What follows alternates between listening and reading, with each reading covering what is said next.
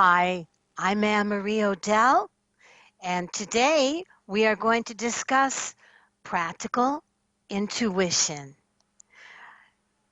The name of the book that I am going to give you some pointers on today is from Laura Day. And it's my first intuition book I ever read, and it's a cool one. She gives you exercises.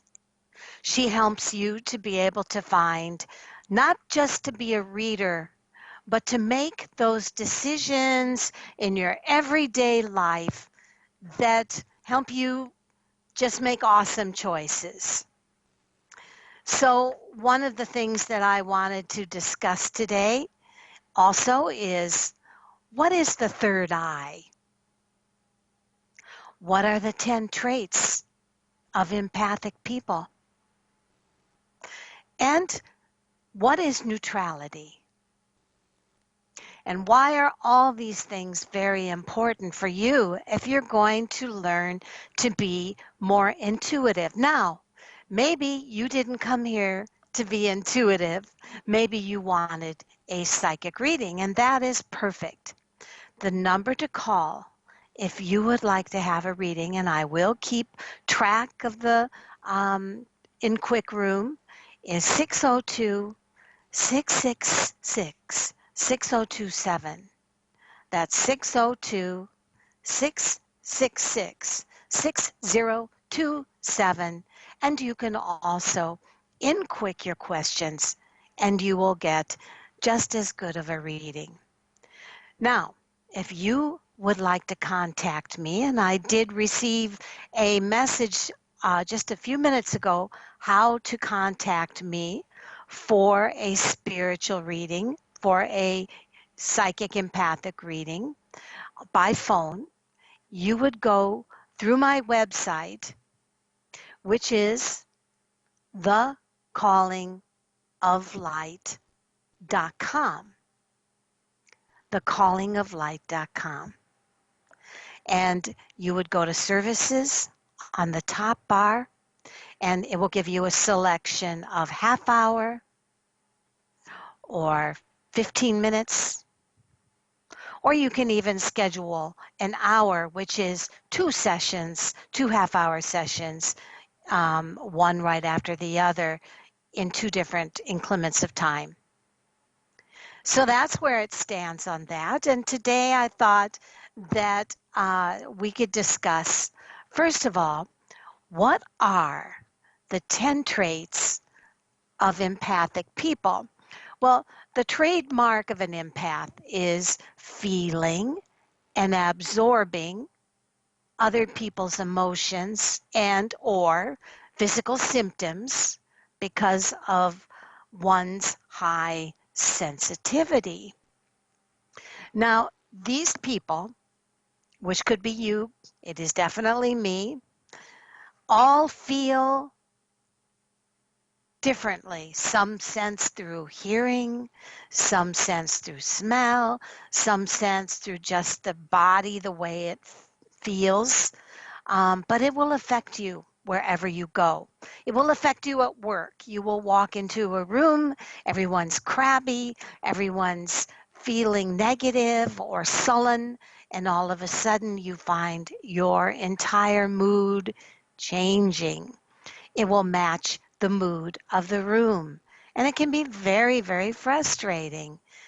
Also, there is a sense that when you are a high frequency person, which I call people that are tuned into spirit, high frequency people, you're going to have a tougher time getting along with people that are normal. Now, there's nothing wrong with being normal at all, but if you are someone that has always been highly intuitive, highly empathic, then you're going to have trouble fitting in. And others are probably going to treat you like an oddball, or they're going to in some way kind of zone you out. Now, these people filter the world through their intuition. They have a very difficult time intellectualizing their feelings. And many psychiatrists and empaths know the challenges of being a highly sensitive person. So when overwhelmed with the impact of stressful emotions, empaths may experience panic attacks, depression, chronic fatigue, food allergies, sex and drug binges, or exhibit many other physical symptoms that defy traditional diagnosis. So what are the 10 things that you would probably notice most if you were an empath? First of all, as we discussed, empaths are highly sensitive. They're very naturally giving, spiritually open, and great listeners. If you want heart, empaths have got it. Through thick and thin, world-class nurturers are what empaths are, but they can be easily hurt, and they're often told that they are too sensitive and need to toughen up.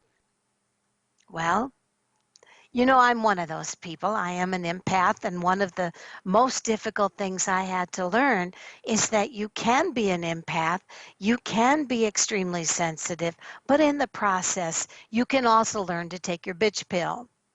But more about that later. Number 2, empaths absorb other people's emotions. They are highly attuned to other people's moods, good and bad. They feel everything, sometimes to an extreme. They take on negativity such as anger or anxiety, which can be very, very exhausting to them. And if they are around peace and love, their bodies take those on as well, and they flourish. Number 3, many empaths are lone wolves or introverted. Empaths, because they become overwhelmed in crowds, which can amplify their empathy, tend to be introverted and prefer one-to-one contact or small groups of people. Even if an empath is more extroverted, they may still prefer to limit how much time they spend in a crowd or at a party, and if they get overwhelmed, they will run home because they need to refuel their alone time. Number 4, empaths are highly intuitive. Empaths experience the world through their intuition. It is important for them to develop their intuition and listen to their gut feelings about people, which is what our class today is about. This helps empaths find positive relationships and avoid energy vampires. What are energy vampires? Energy vampires are those people that hang on and take advantage of the listening skills and the nurturing skills of an empathic person. Number 5, empaths need alone time. As super responders, empaths find being around people can be draining, so their periodic little need for time alone is the same as recharging their batteries. Even a brief escape prevents emotional overload. For example, empaths like to take their own cars when they go places so they can leave when they please. Number 6, empaths can become overwhelmed in intimate relationships. Too much togetherness can be difficult for an empath, so they may avoid intimate relationships. Deep down, they are afraid of being engulfed and losing their identity. For empaths to be at ease in relationships, the traditional situation for being a couple must be redefined. And if you want to know about secrets for sensitive people, why empaths stay lonely, check it out on the browser, or I will include it in the blog. Number 7, empaths are targets for energy vampires. And empath sensitivity makes them particularly easy marks for energy vampires whose fear or rage can sap their energy and peace of mind. These vampires may do more than drain an empath's physical energy, especially dangerous ones such as narcissists who lack empathy and are only concerned with themselves. These people can make empaths believe they're unworthy and unlovable. Other vampires include the victim, the chronic talker, the drama queen, and more. And as I always say, for the two greatest empaths that existence or has talked about, Jesus and Buddha knew how to heal the wounded, but they never brought them home with them. They always went home alone to the cave or to their like-minded brethren. Number 8, empaths become rejuvenated and rebooted in nature. The busyness of everyday life can be too much for an empath. The natural world nourishes and restores them. It helps them release their burdens, and they can take refuge in the presence of green, wild things, the ocean, or other bodies of water. Number 9, empaths have very highly tuned senses. An empath's nerves can be frayed by noise, smells, or excessive talking. And number 10, empaths have huge hearts, but sometimes give too much. As big-hearted people, they try to relieve the pain of others. A homeless person holding a cardboard "I'm hungry" sign at a busy intersection. A hurt child, a distressed friend. It's natural to want to reach out to these people and ease their pain. But empaths don't stop there. Instead, they take it on, and suddenly they're the one feeling drained or upset when they felt fine before. As an empath, I use many strategies to protect my sensitivities, such as time management, boundaries with people who are draining, meditation or calming moments with my animals to calm and center myself, and just going out into my gardens or nature. I find being an empath a gift, but I had to learn the hard way growing up that I was also the weirdo, that I was the one that people couldn't understand. And if you sometimes feel like that at work, or if you sometimes feel like you don't fit in and you're from an alien planet and you're just taking on an excess of energy from the world or from the people around you, then you too are an empath. It's important to honor your needs and communicate them to your loved ones. And that is an article from Psychology Today. All right, guys. One of the things I wanted to discuss again, because this is a show that honors the empath and sensitives, is that you are natural readers. You read all the time. And this book by Laura Day, Practical Intuition, is amazing for those of you. Now, in this book, she has some questions that she feels are very important to get in touch with yourself. She asks you to record each of the following questions. And even if it doesn't make sense, just be honest. Don't try to be clever or to respond in a way that you think others want to hear, because this is going to be in your own private notebook. And you can throw it away afterwards, or you can just lock it up and under key.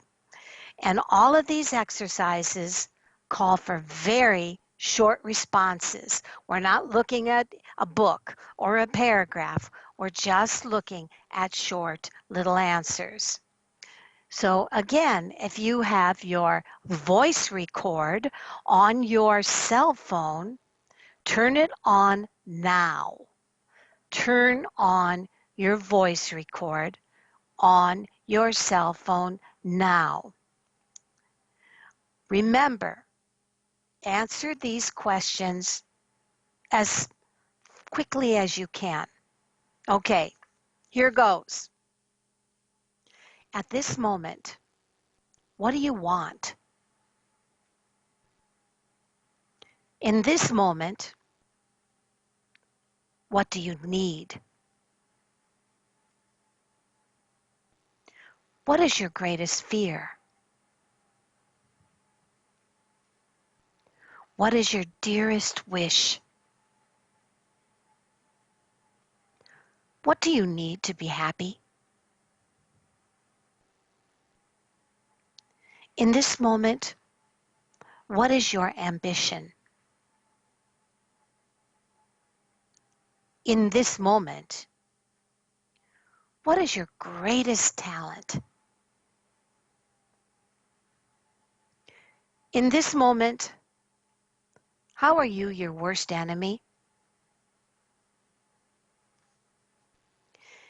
In this moment, with what part of your life are you most satisfied? In this moment, what's missing in your life? In this moment, in which area of your life would you most like to see change in the coming 2020? What is your mission in life? So if you've had some time, whether it's now or you want to wait till after the show to give your answers on paper, review them and record them, or just write them down. I want you to reflect on each question. Now, if you get stuck, look back on your first responses.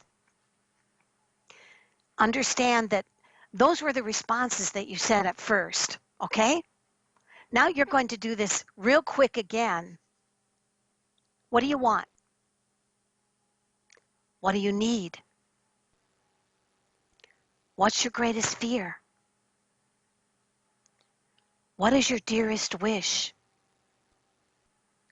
What do you need to be happy? What is your ambition? What is your greatest talent? What is your greatest obstacle? How are you your own worst enemy? And what part of your life are you most satisfied? Remember that when you look at these questions, you need to be patient with yourself and understand these are the very things in 2020 that you want to address. If there was something you most wanted to do and you felt it could be done in 2020, listen back at your answers or reread them. As with all your answers, intuitively, I want you to reflect on them, close your eyes, and think about the answer that you gave them. You can do this after the show by re-listening to this show on the archive. Listed at the recording of the show will be on Achieve Radio, or I will put the link on the blog.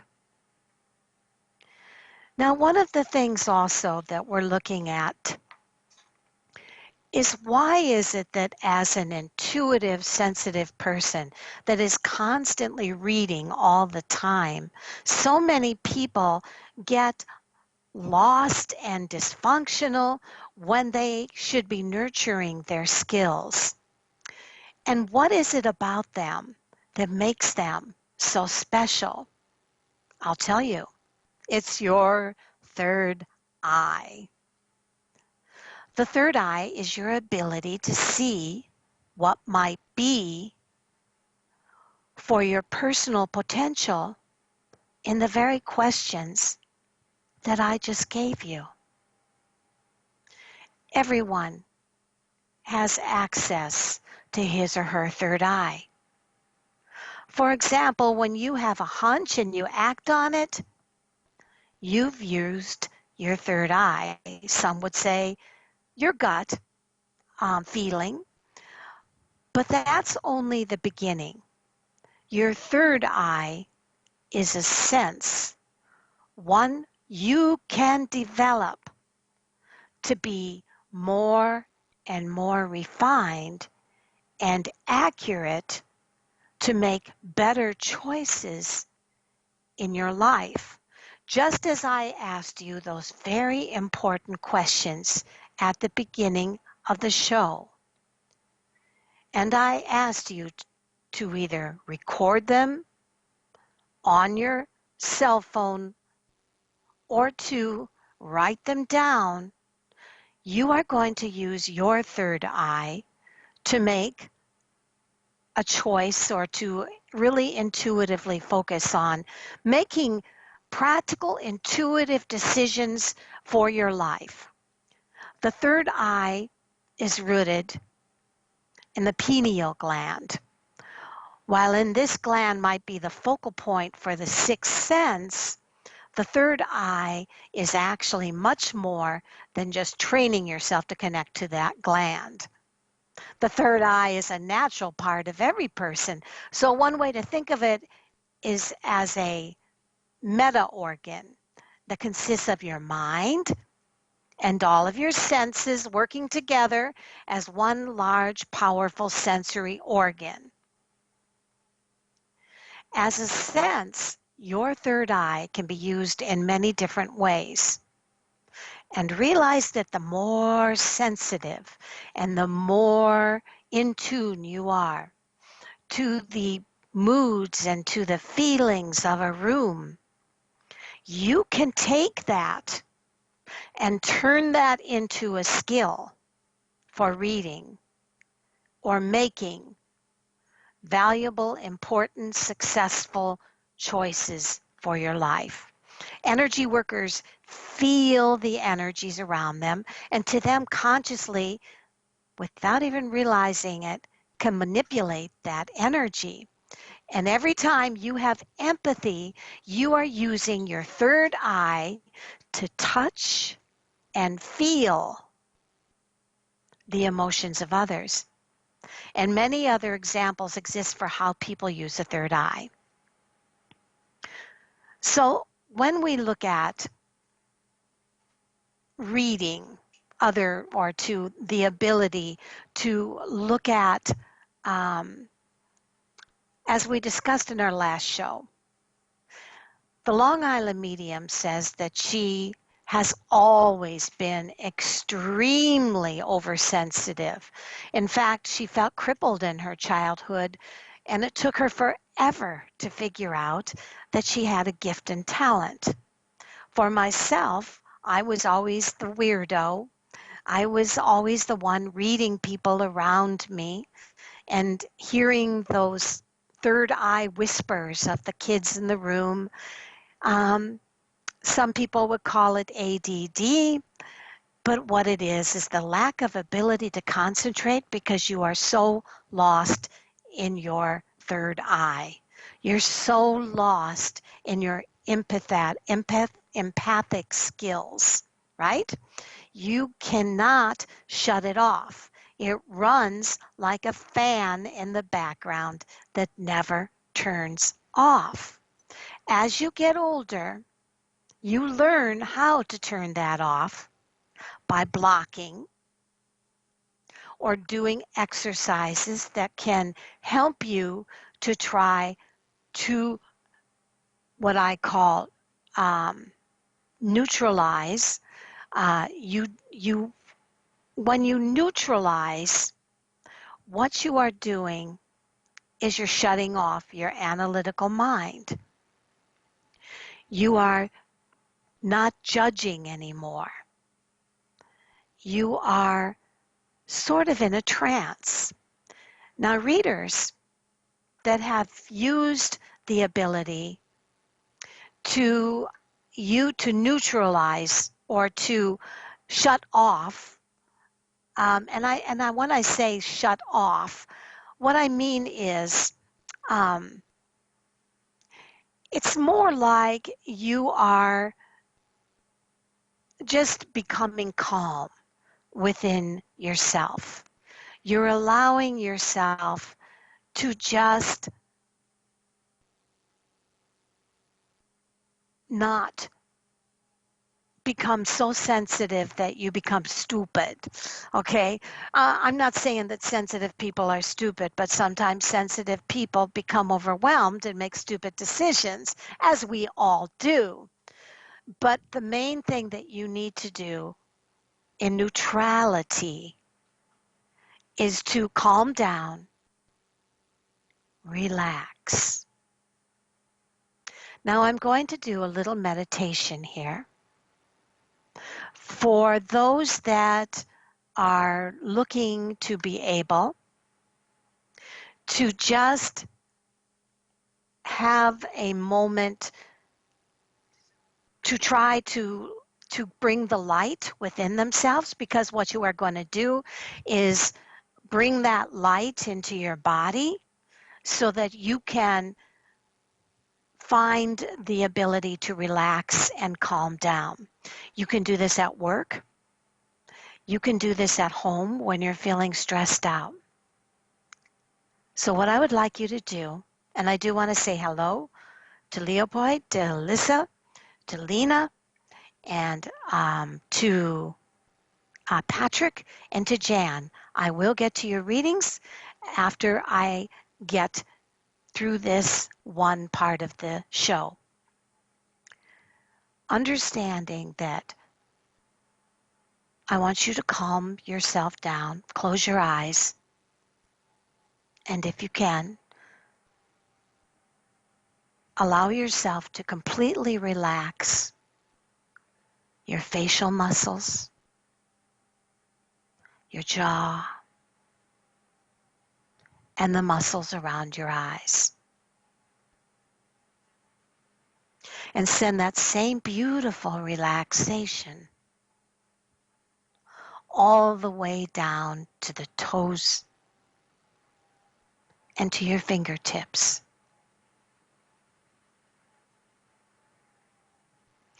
Imagine that a beautiful white light is coming down from above, entering into the top of your head, and healing all the parts of yourself that may feel ill, stressed, depressed, or overwhelmed. And allow that beautiful white light to emanate and pulse and encircle your heart chakra. And send that beautiful light up and down your body.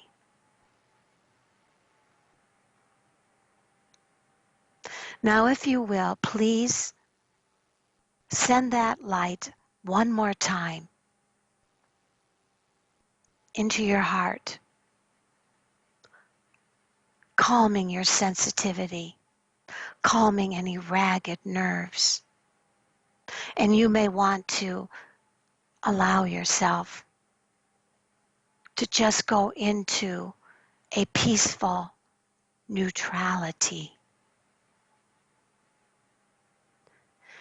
If you are a reader or learning to read for others, this is the place that you are feeling in your body now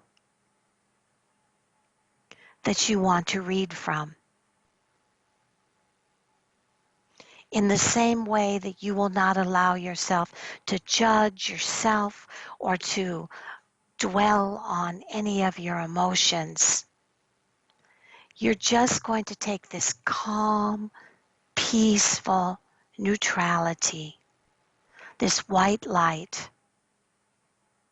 and go into your readings. And we will start now. And remember that you can call 602-666-6027 for a phone reading. And it helps me because I love to have the variety, and I just love hearing your voice. So, let's go to Alyssa first. I have to go to my last day of work in about 20 minutes.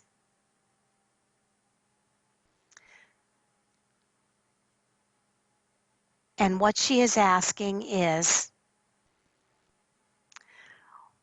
what can she expect, I suppose, in her last day of work? So I'm going to look at that, Alyssa, and I'm going to say that these are the emotions, the closure, and the intuitive thoughts that go in to your day and after your day. The first thing you're going to do is just be very aware of focusing positive energy into this wonderful chance to get away from this job, and you're opening yourself to a new path. Be aware of that. The next thing I see is think and manifest and give to the angels your ability to attract success and positive people into your life by not allowing yourself to be negative about this last day, but about thinking about all the potential. The next thing I see is be patient, be persistent, and be disciplined in pursuing your goals now. If it is your goals to go to a different job, make sure that whatever it is, you see the best in it until you find the one that is perfect for you. If you are fortunate enough to have unemployment, then you can concentrate on doing things that you feel could help other people, or fun things, or things that you have been putting off because you had no time. Be ambitious. Do not procrastinate. Do not waste time being negative. And the last thing I see, believe.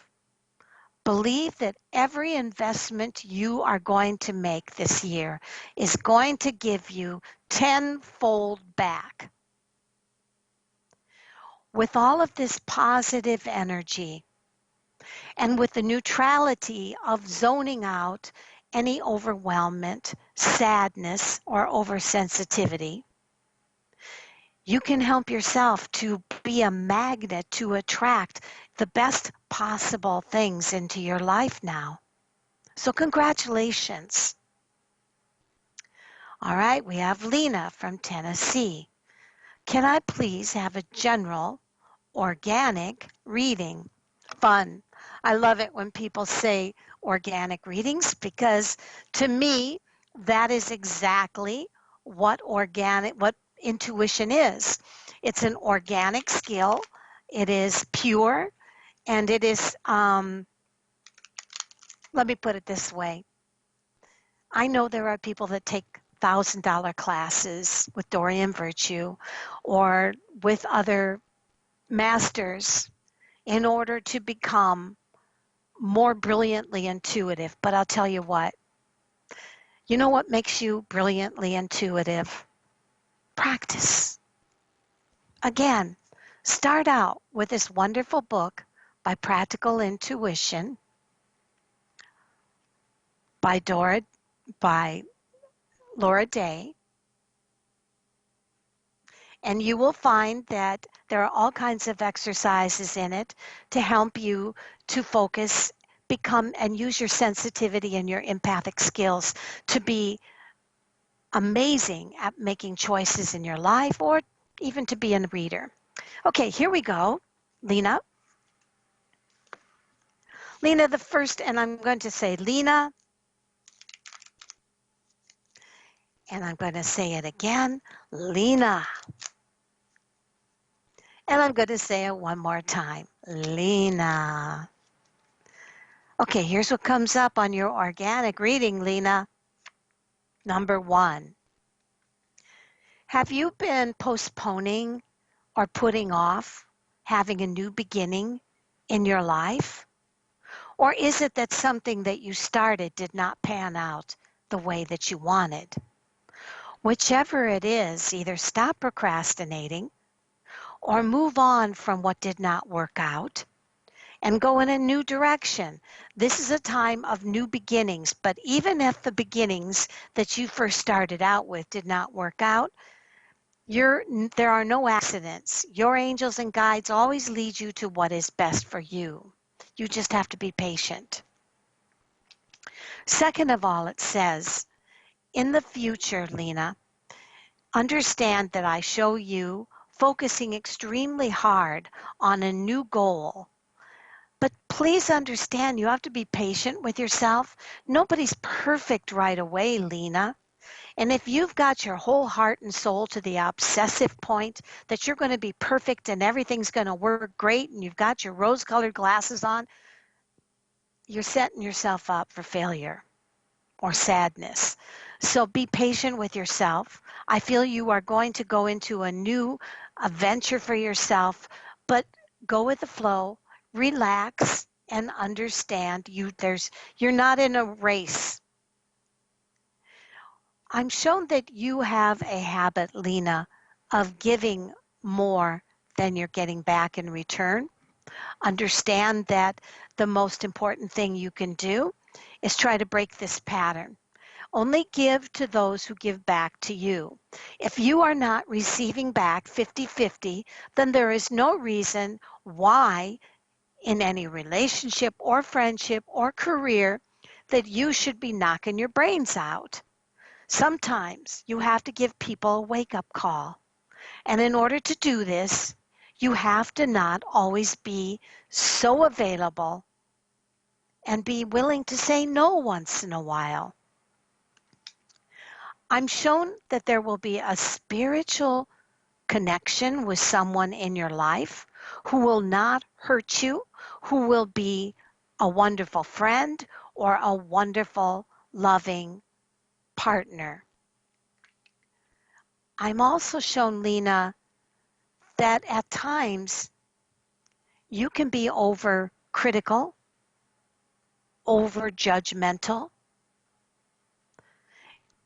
And I also think that people that are overcritical and over judgmental are people that always feel persecuted by others.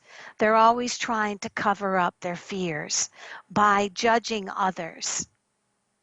So what your reading is saying is don't let anybody do that to you. Don't feed into it. And most of all, do not do it to others.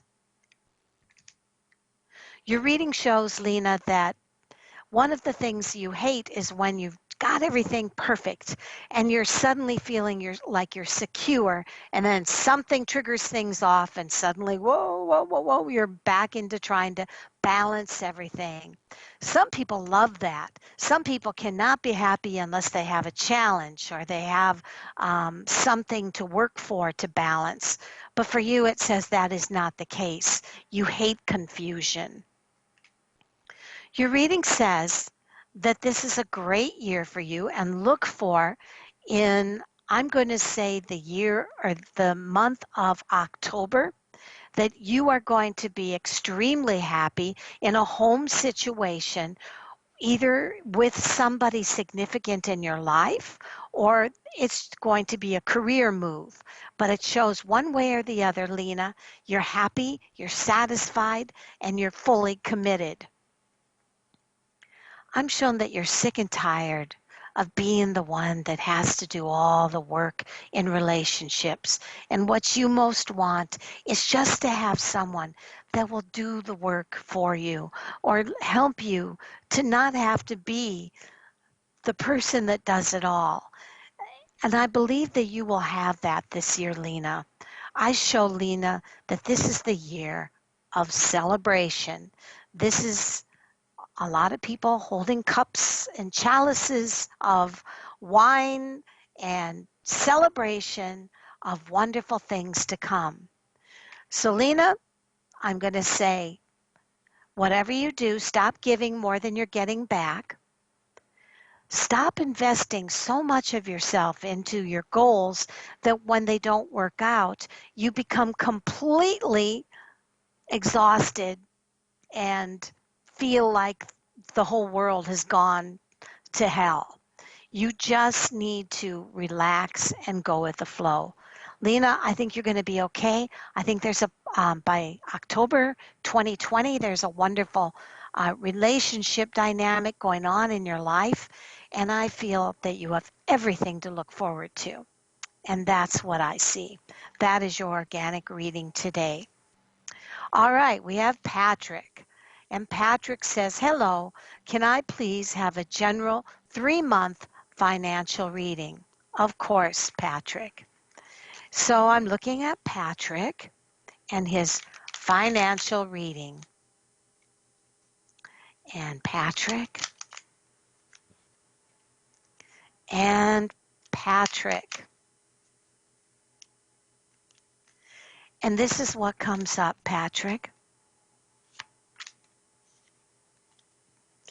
Watch your money in December and January. I'm feeling that if you are not watchful, you could spend way more money than you're making in December. January, tight but not real bad. And then January, it says you're up and about, ready to take on challenges and make good money. And then next to that, I have February as fabulous for finances. And just remember, when the finances are going fabulous, try not to then overcompromise by spending every penny you have, Patrick. That's what I see. All right. we have one more reading inside the room, and that is from Jan. And Jan says, Anne-Marie, having a stressful time at work. What do you see coming up? All right, Jan. So looking at what comes up for you, and when I look at Jan, here's what comes through. It says, I don't think that this is anything too different, Jan. I think you've had a lot of ups and downs at your job. And what I see is that it's important for you to make an important choice for your career. I don't think it's necessarily looking for a raise or promotion. I'm not sure if you've been considering moving on to a different job, but what your reading is saying is that this has never been better time for you to have a new beginning. I feel that you're at a point where everything that you feel that you need and want, nobody seems to want the same things.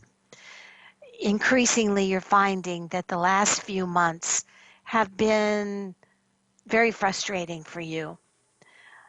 I will tell you, Jan, that I believe that you need to either leave this job or you need to think about, I don't know, being your own boss. Because I think that you have given this a wonderful chance. You've been patient, but why wake up every morning dreading the next hour, the next minute at a job you hate? I just feel that right now, either leaving and going somewhere else or being your own boss is the new chapter for you. And that's what I see. I can't tell you how to resolve this problem, Jan. If we had been talking in person, it would have been easier. But as it is now, it says this is nothing new. You've been going through this for quite a while, and that's what I see. Consider new options, Jan. That's what I see. All right, we're going to go into, okay, so we discussed 10 traits of empathic people. We discussed the third eye chakra of how you can try to understand that your third eye is going to be stronger when you're relaxed, because you know you can see, feel energy as an empath, as a sensitive, more than anybody else around you. You may not see anything from your eyes, you may not see spirits floating around, or you may not see people's thoughts, but you feel them as if they were your own. So this is just an important time to understand blocking. If you are a sensitive, try, first of all, neutrality, which is I gave you a small meditation of concentrating on a beautiful light entering into your body and relaxing you. There is also the sense that you can imagine, and this is all visionary stuff, but remember, sensitives are very good at this. Imagine that there is a kind of a luminous egg of protection around you. Or maybe you want, maybe you have a specific vision of a coat or some kind of fabric that you're wearing. Whatever it is, this is a luminous egg, and and you're inside this egg, and this egg is pure energy, but it repels everybody's energy around you that is not beneficial or useful for you. Go into your browser and check on blocking techniques. You will find that there are many, many ways to block negative energy if you are an empath. In the process, I want you to take your tape recorder and I want you to take one of those questions. that we first started out with in the beginning of the show. Let's say I cannot remember exactly what is my greatest roadblock for happiness. I want you to close your eyes, fill yourself with calm, and then I want you in 1 second to open your eyes and look at the first thing that your eyes land on. 1, 2, 3. What did your eyes just land on? It's interesting because what my eyes landed on, and this is symbol reading, guys, was the dark trim around the light oak door. To me, my greatest obstacle, if I look at it being relevant to the dark trim around the light oak door, the door representing the door to new choices, or escaping my sensitivity or negativity, but the dark trim is my tendency, according to what I interpret the symbol of the dark trim to be, as too much detail, paying too much attention to detail on the negative. So in my own life, which is always easier to be negative about than others, I just saw something in front of me. I described it with its texture, its color, and I added it in relevance to the answer to my question. For each of the answers that you give to the ones that we listed, try closing your eyes, relaxing, and then focusing on something in front of you. Describe its texture. How does that relate to you? Describe its color. How does that relate to your moods? Describe the way it's shaped. How does that relate to you? You will basically be using what is in front of you as the same way that a tarot card would be. That's what I see, and I'm sticking with it. See you next week. Bye-bye.